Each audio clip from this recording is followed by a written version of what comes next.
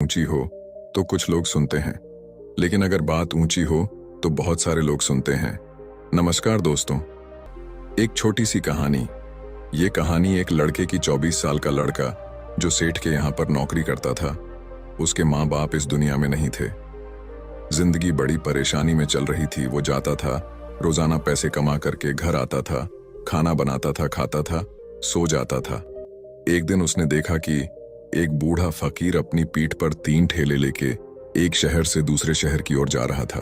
वह काफी बूढ़े भी थे और काफी देर से वह यूं ही सफर कर रहे थे, और आखिरकार कुछ दूर और सफर करने के बाद वह चलते चलते थक कर एक पेड़ के नीचे बैठ गए। तभी उनकी नजर एक नौजवान युवक पर पड़ी जो उसी रास्ते से जा रहा था, और वह भी उसी दिशा में जा रहा था जिस दिशा में उन बूढ़े फकीर को जाना था। तभी वह लड़का उन बूढ़े फकीर के पास से होकर गुजरा। इस पर वह फकीर उस लड़के से कहते हैं, सुनो बेटा, क्या तुम मेरी थोड़ी सी मदद कर सकते हो? ये ठेला बहुत भारी है और मैं बूढ़ा हो चुका हूं। मैं ज्यादा समय तक इनका बोझ नहीं उठा सकता और मैं बहुत थक भी चुका हूं। तो क्यों ना तुम मेरे एक ठेले को ले लो और मुझे उस दूसरे गांव तक पहुंचा दो। इसके बदले में मैं तुम्हें 3 स्वर्ण मुद्राएं दूंगा। वह लड़का उन फकीर की सारी बातें सुनता है और उन फकीर से कहता है, कोई बात नहीं बाबा, मैं आपकी मदद करने के लिए तैयार हूं। कहिए आपको कहां जाना है? ऐसा कहकर उस लड़के ने उन फकीर का एक ठेला उठा लिया और अपने कंधे पर ले लिया। तभी उस जवान लड़के को यह एहसास हुआ कि यह ठेला तो सचमुच बहुत भारी है। वह लड़का और फकीर दोनों रास्ते में आगे की ओर बढ़ चले। कुछ दूर आगे चलने के बाद देखते ही देखते वह गांव खत्म होने लगा और अब एक सुनसान रास्ता आगे की ओर जा रहा था। वे दोनों अपने मार्ग में मस्त होकर आगे की ओर बढ़ रहे थे। जब भीड़ से पूरी तरह से अलग हो गए तो वह लड़का उन फकीर से कहता है, बाबा, इस ठेले में आखिर ऐसा क्या रखा है जो ये ठेला इतनी वजन है? इस पर वह फकीर आदमी उस लड़के को जवाब देते हुए कहते हैं, कुछ नहीं बेटा, बस इसमें तांबे के कुछ सिक्के भरे हुए हैं, इसी कारण ये ठेले में बहुत वजन है। उन फकीर की यह बात सुनकर वह लड़का मन ही मन सोचने लगा, लगता है ये बाबा जरूर कोई व्यापारी है, तभी तो इतने सारे तांबे के सिक्के लेकर चल रहे हैं। और फिर तभी उसके मन में एक ख्याल आया कि मुझे क्या करना है। मुझे तो खाली यह ठेला दूसरे गांव तक पहुंचा है, बस इतना ही। जैसे ही उसके मन में यह ख्याल आया, उसने तांबे के सिक्कों का वह ख्याल मन से निकाल दिया और अपनी धुन में मस्त होकर वह आगे की ओर चलने लगा। चलते चलते कुछ और समय बीता और वे दोनों एक नदी के किनारे जा पहुंचे। वह लड़का हट्टा कट्टा था और काफी चुस्त और तंदुरुस्त भी था, इसलिए वह बिना सोचे समझे उस नदी में उतर जाता है, किंतु वह फकीर अब भी किनारे पर ही खड़े थे। इस पर वह लड़का उन फकीर से कहता है, क्या हुआ बाबा, चलिए आइए, हमें यह नदी पार करनी होगी, तभी तो हम उस गांव तक पहुंच पाएंगे। इस पर वह फकीर उस लड़के से कहते हैं, मैं जानता हूं बेटा कि हमें यह नदी पार करनी ही होगी, लेकिन जैसा कि तुम जानते हो मैं अब बूढ़ा हो चुका हूं और 2-2 ठेले लेकर मैं यह नदी पार नहीं कर सकता। कहीं मेरा पांव फिसल गया तो क्या होगा? क्या तुम मेरी एक और गठरी ले सकते हो? मैं तुम्हें इसके बदले भी 3 स्वर्ण मुद्राएं दूंगा। इस पर वह लड़का मुस्कुराते हुए उन फकीर से कहता है, बाबा, आप मुझे शर्मिंदा कर रहे हैं। यदि आप मुझे स्वर्ण मुद्राएं ना भी दें तो भी मैं आपका कार्य अवश्य करूंगा। मैं आपको उस दूसरे गांव तक जरूर पहुंचाऊंगा। इस पर वो फकीर मुस्कुराते हुए उस लड़के से कहते हैं, बेटा, तुम तो बड़े ही भले इंसान लगते हो। इतना कहकर उन्होंने वह दूसरी गठरी भी उस लड़के को थमा दी। उस लड़के ने जब वह दूसरी गठरी अपने कंधे पर रखी तो वह गठरी भी उसे बहुत ज्यादा भारी लगी, लेकिन उसने वहां पर कुछ नहीं कहा। जैसे तैसे उन दोनों ने नदी पार की। नदी पार करने के बाद बातों बातों में ही उस लड़के ने उन फकीर से कहा, बाबा, आखिर इस दूसरी गठरी में क्या है? ये गठरी भी बहुत वजन है। इस पर वह फकीर उस लड़के को जवाब देते हुए कहते हैं, बेटा, इसमें चांदी के सिक्के हैं, इसी कारण यह गठरी भी बहुत वजन है। उन फकीर की यह सारी बातें सुनकर अब उस लड़के का दिमाग तेजी से काम करने लगा था। वह यह सोच रहा था कि एक ठेले में तांबे के सिक्के हैं और दूसरी में चांदी के। ऐसा प्रतीत होता है मानो यह फकीर बाबा कहीं दूर से आ रहे हैं और उन्होंने अपनी सारी जमीन जायदाद बेचकर ये सारे सिक्के इकट्ठे किए हैं। तभी तो वह इतना धन लेकर चल रहे हैं। लेकिन वह लड़का उन फकीर से कुछ नहीं कहता और वे दोनों चुपचाप मार्ग में आगे की ओर बढ़ते चले जाते हैं। कुछ दूर आगे बढ़ने के बाद एक बार फिर एक सुनसान राह आती है। उस सुनसान रास्ते को देखते ही उस लड़के के मन में तरह तरह के विचार उत्पन्न होने लगे। वह यह सोचने लगा, अरे यह तो सुनसान जगह है। अगर मैं यह सिक्के लेकर यहां से भाग जाऊं तो यह फकीर मुझे कब तक दौड़ाएंगे। मुझे नहीं लगता कि मुझे कभी पकड़ पाएंगे और यहां पर कोई है भी नहीं जो इनकी मदद कर पाए। और वैसे भी ये बहुत सारे सिक्के हैं, मैं इनसे एक अच्छी दुकान खरीद सकता हूं, अपना नया व्यापार शुरू कर सकता हूं। और वैसे भी ये बूढ़ा फकीर अब इन पैसों का क्या करेगा। इससे अच्छा तो मैं ही इन्हें रख लेता हूं। वह लड़का यह सब बारे में सोच ही रहा था, तभी अचानक उसे खुद पर आश्चर्य हुआ। अरे मैं यह क्या सोच रहा हूं, यह फकीर बाबा न जाने कहां से आ रहे हैं और क्या खोज करके इन्होंने इतने सारे पैसे इकट्ठा किए होंगे। मुझे इनका फायदा नहीं उठाना चाहिए। नहीं नहीं, मुझे ऐसा नहीं करना चाहिए। उसने कुछ देर के लिए तो अपने मन के विचारों को काबू कर लिया, लेकिन कुछ देर बाद उसके मन के विचार उस पर देखते ही देखते हावी होने लगे। वह लड़का 2 ठेले लेकर उन फकीर के पीछे पीछे चल रहा था और कुछ दूर आगे चलने के बाद एक पहाड़ी आई। इस पर वह फकीर बाबा उस लड़के से कहते हैं, बेटा यह पहाड़ी मैं नहीं चढ़ पाऊंगा। मैं काफी बूढ़ा हो चुका हूं और मेरे घुटनों में भी दर्द रहता है। यदि तुम मेरी तीसरी गठरी भी ले लो तो मैं तुम्हें 3 और स्वर्ण मुद्राएं दूंगा, लेकिन याद रखना इसे कहीं गिराना मत, कहीं ये गठरियां खुल ना जाए। इस पर वह लड़का उन फकीर से कहता है, क्यों बाबा, आखिर इसमें ऐसा क्या है। इस पर वह फकीर उस लड़के से कहते हैं, बेटा इसमें स्वर्ण मुद्राएं हैं। यह सुनकर वह लड़का मन ही मन बहुत प्रसन्न हुआ। उसने चुपचाप वह गठरी भी उन फकीर से ले ली और देखते ही देखते वे दोनों मार्ग में आगे की ओर बढ़ने लगे। अब वह फकीर बिना कोई वजन लिए हुए आराम से पहाड़ की चढ़ाई पर चढ़ रहे थे, किंतु वह नौजवान लड़का जो पीछे था वह वजन के कारण बहुत धीरे धीरे चल पा रहा था। लेकिन जब से उसने सोने का नाम सुना था उसका मन तो छलांग मार रहा था। वह मन ही मन सोच रहा था, अगर मुझे यह सारा धन मिल जाए तो मेरा पूरा जीवन तो आराम से कट जाएगा। वैसे भी यह बाबा तो बूढ़े हो चुके हैं, भला इन्हें इतने पैसों की क्या जरूरत है। इनका जीवन तो वैसे भी कट चुका है। मैं एक काम करता हूं, यह सारे पैसे लेकर यहां से भाग जाता हूं। लड़के के मन में अनगिनत विचार उठ रहे थे। लड़के का मन अब उसकी बुद्धि पर पूरी तरह से हावी हो चुका था और उस लड़के का मन अपनी बात को सही साबित करने के लिए उससे कुछ भी कह रहा था। और तभी उस लड़के के मन में एक और विचार उत्पन्न हुआ और अब की बार वह लड़का यह सोच रहा था, लगता है यह फकीर बाबा कोई चोर है, वरना इनके पास इतनी सारे स्वर्ण मुद्राएं कहां से आएंगे। अगर ये कोई व्यापारी होते तो भला ये इस तरह से पैदल यात्रा तो नहीं करते, और अगर इनके पास इतने सारे पैसे थे तो ये कोई ना कोई साधन भी तो अवश्य कर सकते थे। लगता है ये कोई चोर है और चोर से चोरी करने में भला क्या बुराई है। ये सोचता हुआ वह लड़का अब उन फकीर से तेजी से आगे की ओर बढ़ रहा था और देखते देखते वह फकीर से आगे भी निकल चुका था।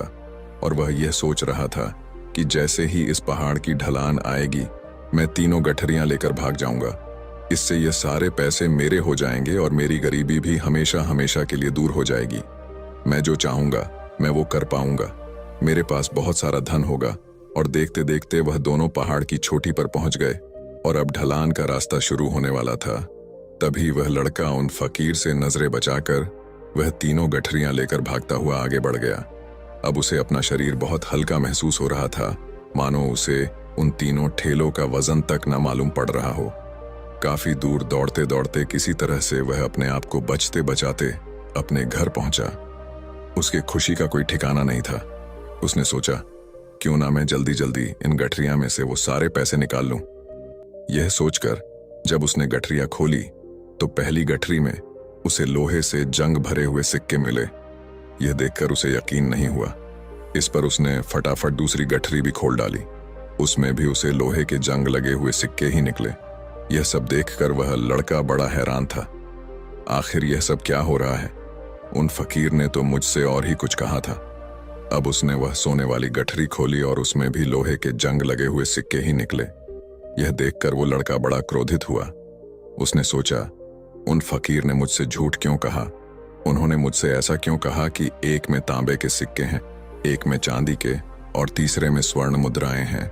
वह यह सब सोच ही रहा था कि तभी उसकी नजर उस थैले में पड़े एक पत्र पर पड़ी।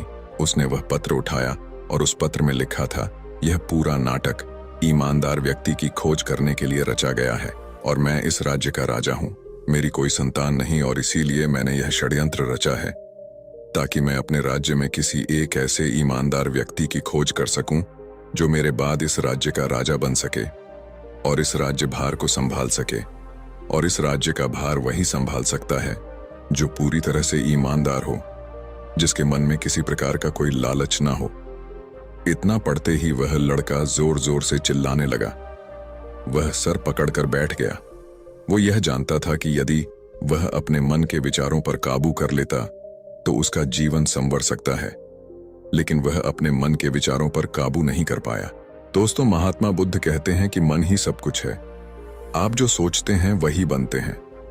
इसलिए आपका सबसे बड़ा दुश्मन भी आपको उतना नुकसान नहीं पहुंचा सकता जितना कि आपके मन के यह अनियंत्रित विचार पहुंचा सकते हैं। महात्मा बुद्ध कहते हैं, अपने भीतर ध्यान से देखो। हमारे भीतर जो विचार चल रहे हैं वही विचार शब्द बनते हैं और शब्द कर्म के रूप में प्रकट होते हैं। बार बार दोहराने पर कर्म बर्ताव में बदलता है और धीरे धीरे समय के साथ बर्ताव चरित्र में परिवर्तित हो जाता है और यही चरित्र हमारे भाग्य का निर्माण भी करता है। इसलिए हमें हमेशा अपने विचारों के प्रति सजग होना बहुत आवश्यक है। हमें जागरूक होना बहुत आवश्यक है। हमें यह जानना जरूरी है कि हमारे मन में किस प्रकार के विचार आ रहे हैं। आगे महात्मा बुद्ध कहते हैं कि कमजोरी हमेशा छोटे विचार से शुरू होती है। यह एक बीज के रूप में होती है और यदि इस बीज को नष्ट न किया जाए तो यह छोटा सा विचार बहुत जल्द ही एक विशाल वृक्ष का रूप ले लेता है और हमारी बुद्धि की सोचने और समझने की क्षमता को पूरी तरह से नष्ट कर देता है। जिस प्रकार आपने इस कहानी में देखा किस प्रकार उस जवान लड़के का मन उस पर हावी हो चुका था और उसकी सही और गलत सोचने की क्षमता पूरी तरह से नष्ट हो चुकी थी, जिस कारण वह यह समझ नहीं पाया कि उसे क्या करना चाहिए और उसके लालच ने उसके भीतर इतनी ऊर्जा भर दी कि वह तीनों ठेले उठाकर इतनी तेजी से वहां से भागता आगे भी बढ़ गया। इसीलिए जब आपके मन में पहली बार कोई गलत विचार उत्पन्न हो तभी उसे जड़ से उखाड़ देना चाहिए, अन्यथा वह विशाल वृक्ष का रूप लेगा और आपको किसी न किसी गलत राह पर वह ढकेल ही देगा। आप चाहकर भी उसे रोक नहीं पाएंगे। लेकिन अब आपके मन में यह प्रश्न उठ रहा होगा कि हम भला अपने मन के विचारों को कैसे नियंत्रित करें। हमारा मन तो इतना चंचल है, वह इतना शक्तिशाली है कि वह हम पर हावी हो ही जाता है। हम चाहकर भी उस पर नियंत्रण नहीं कर पाते। इसका जवाब में महात्मा बुद्ध हमें दो बातें समझाते हैं। पहली बात, सही इरादा विकसित करो। कई बार आपने देखा होगा कि आपके मन में कुछ और होता है किंतु आप कहते कुछ और है, क्योंकि आपके मन के भीतर जो कुछ बसा है वही आपके मुख से बाहर भी निकल रहा है। लेकिन जब हमसे वह गलती हो जाती है तो उसके बाद हमारा मस्तिष्क अच्छी तरह से काम करना शुरू कर देता है। हमारे सोचने और समझने की क्षमता एक बार फिर से जागृत हो जाती है और ऐसी अवस्था में हमें यह एहसास होता है कि हमसे गलती हो गई है और फिर हमारा मन दुखी हो जाता है। हमारा मन अफसोस से भर जाता है और इस भारीपन और दुख से बचने के लिए महात्मा बुद्ध हमें सही इरादा विकसित करने के लिए कहते हैं। इसके लिए जब भी आप कोई कार्य करने जा रहे हो तो सबसे पहले आपको यह खुद से पूछना चाहिए कि जो कुछ भी मैं करने जा रहा हूं इसके पीछे मेरा इरादा क्या है। क्या मैं दूसरों को दुख पहुंचाना चाहता हूं या दूसरों को नीचा दिखाने जा रहा हूं या मुझे खुद को ऊपर उठाना है। खुद से सवाल कीजिए, खुद को जागृत कीजिए। जब आप इरादों के प्रति सचेत होने लगेंगे, जब आप विचारों के प्रति सजग होने लगेंगे, तभी आपके भीतर सकारात्मक ऊर्जा का प्रवाह होगा। तभी आप सकारात्मक इरादों से जुड़ने लगेंगे और आपके मन के भीतर बसी हुई वह नकारात्मक ऊर्जा और नकारात्मक इरादे दिन ब दिन कम होने लगेंगे। परंतु याद रहे, आपको यह हर रोज करना होगा और आपको यह हमेशा ध्यान रखना होगा कि आपको केवल अच्छा सोचना है। आपके इरादे हमेशा अच्छे होने चाहिए, तभी आप दुख और तकलीफों से बच सकते हैं।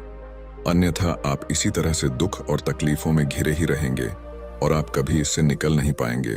दूसरी बात, मन के प्रति सजगता विकसित करो, जिससे आपका मन देखते देखते शांत होगा और आपके मन के भीतर बसी हुई वह नकारात्मक ऊर्जा, नकारात्मक विचार खत्म होने लगेंगे और आप शांति की ओर आगे बढ़ेंगे।